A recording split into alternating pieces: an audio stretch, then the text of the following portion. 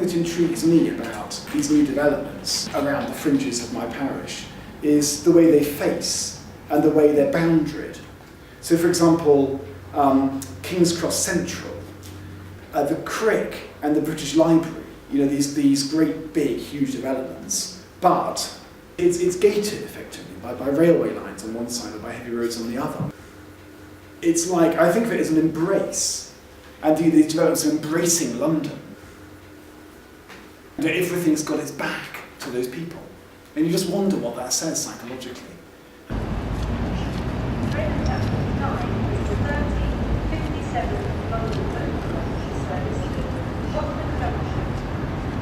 Thousands of our fellow countrymen are standing every day as they come into Euston or as they go into Birmingham.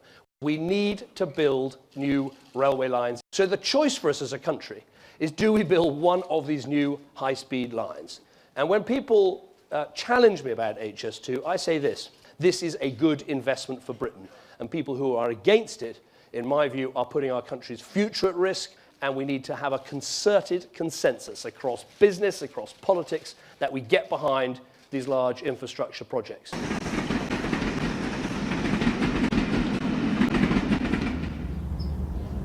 Now, HS2 is an absolute massive hot potato in Camden. It is so controversial and almost universally hated. The vast majority of the demolition is on the Regent's Park estate. And we're talking really massive levels of demolition. 250, 300 housing units going. It'll be a lot more than that in the end. 10 bridges being rebuilt across the parish, endless little depots and construction units. You know, it's unimaginable, really. I think in general terms people don't feel safe on most of the estates. I mean, there's a lot of anger about where people are now.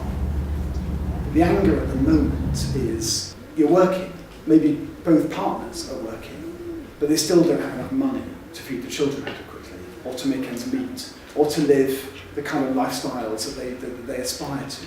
And of course, linked with that is anxiety about the future of housing, because of changes to housing benefit, and with the constant threat of social landlords charging higher rents. And it's not an area where you particularly see children playing outside. You know, big busy roads, limited number of open spaces. So I think people don't feel safe to let their children out to play, certainly not unsupervised. So, you know, children will spend a lot of time stuck in small flats. You've got these success models, which is about fabulous wealth and beautiful clothes and staggering makeup and lots of houses and stunning wealth. And I think that culture gives people a sense of some lurking failure or disappointment. You know, why isn't my life like that? These great, big, huge developments, they've made an economic case for the nation. What about Camden? What are the benefits of this community?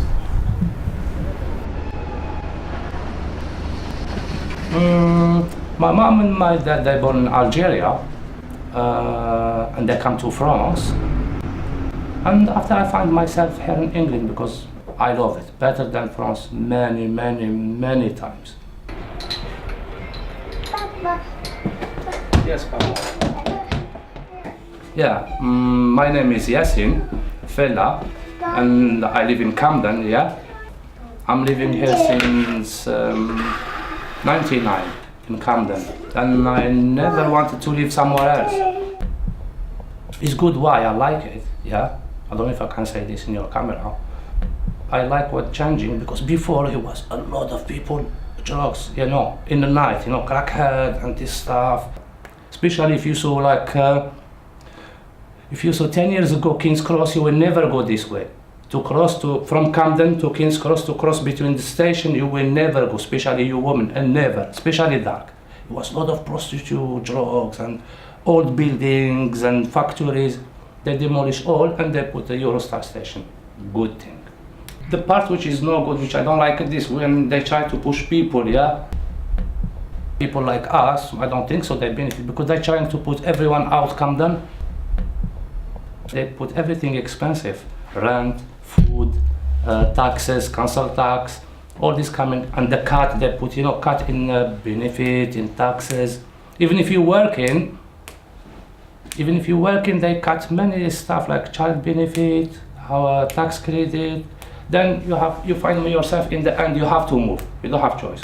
Because if you're renting like us, 330, only rent is after council tax and all stuff, you will find yourself you're working for nothing.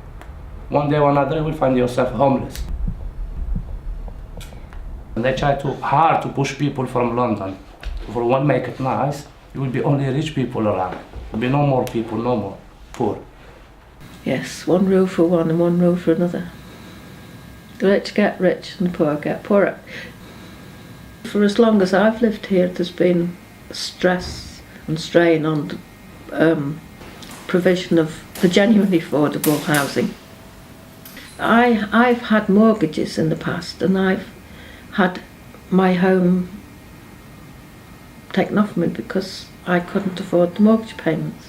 I could afford the mortgage payments on paper, but if something happened, you know, the chimney fell in on the roof or some big bill happened, it just became hopeless. So I've had 2 homes repossessed, and it's not a pleasant experience at all. And I feel really lucky that I've got a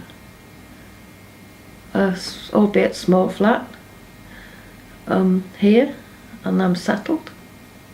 I think there's been a stigma attached to council housing in the past. There is absolutely no doubt that there are some people that will milk the system. But there's absolutely no doubt either that the majority of people who are poor haven't had the opportunities that other people have had. And you're supposed to compete whether you've got 2 legs or none. The only show in town at the moment is a sort of cursory percentage of social housing in private developments. And they are tending to push ordinary working class people out of London. It's a deliberate policy of socially cleansing the working class to release homes and areas for more wealthy people.